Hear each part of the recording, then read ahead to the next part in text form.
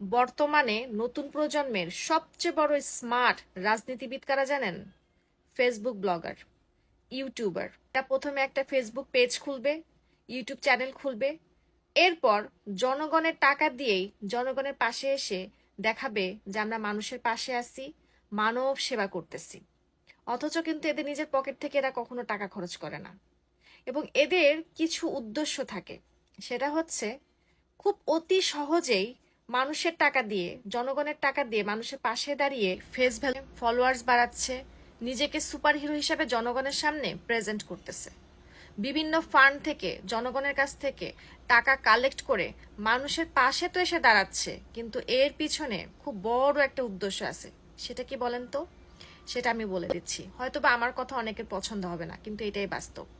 কিভাবে অল্প সময়ে সহজভাবে নিজের টাকা খরচ না করে অন্যের টাকা দিয়ে